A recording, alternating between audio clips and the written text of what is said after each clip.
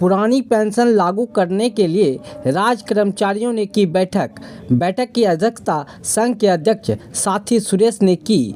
बैठक में पुरानी पेंशन लागू करने के लिए केंद्र सरकार एवं राज्य सरकार से मांग करते हुए पटना में 10 दिसंबर को होगा राज्य आंदोलन।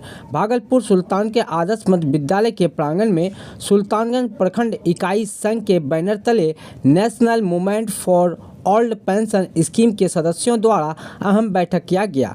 इस बैठक की अध्यक्षता संघ के अध्यक्ष साथी सुरेश ने की। बैठक में मुख्य अतिथि के रूप में बिहार राज्य NMOPS के संरक्षक सह भागलपुर जिला के महासचिव शशिकांत शशि थे।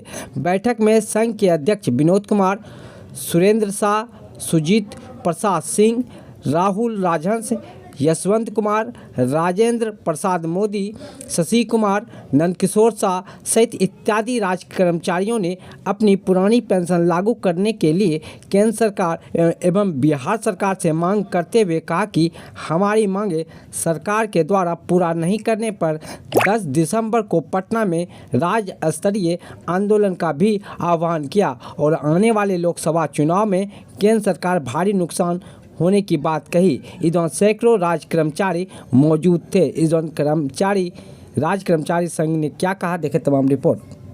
दरअसल सरकार अब तक जो है न्यू पेंशन स्कीम को समाप्त नहीं कर पा रही है। बिहार राज्य के जितने भी कर्मी हैं, चाहे वो शिक्षक हों, कर्मचारी हों, पदाधिकारी हों, उन लोगों ने तय किया है कि यदि सरकार पेंशन के प्रति जो है हम लोग के लिए संवेदनशील नहीं होती है, NPS को समाप्त नहीं करती है और ओल्ड पेंशन को लागू नहीं करती है, तो आगे जो आने वाले चुनाव हैं उस चुनाव में वो अपने वोट बैंक का प्रयोग करेंगे। सरकारी कर्मचारी बहुत चिंतित हैं अपने भविष्य को लेकर, क्योंकि NPS में कोई भी पेंशन की गारंटी नहीं है।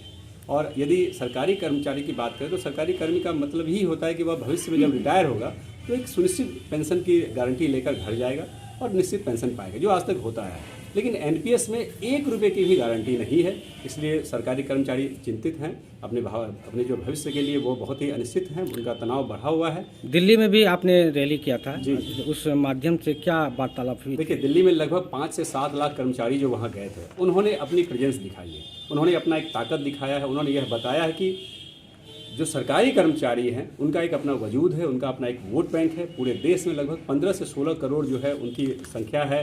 परिवार के रूप में, उनके दोस्त मुहिम के रूप में, समाज के रूप में उनका एक पहचान है, तो वो उसका उपयोग जो है आगामी लोकसभा चुनाव में कर सकते हैं।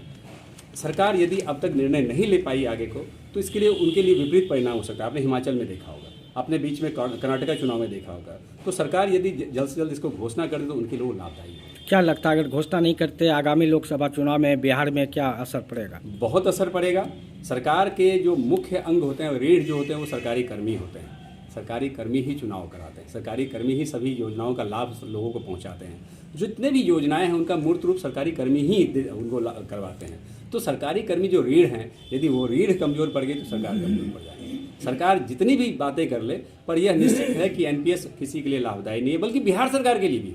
बिहार सरकार को प्रतिवर्ष 3000 करोड़ रुपए जो है PFRDA को भेजना पड़ रहा है, जबकि उस पैसे को यदि सरकार अपने पास रख के कॉर्पस फंड बना ले तो उससे कम पैसे में वो ओल्ड पेंशन दे सकती है।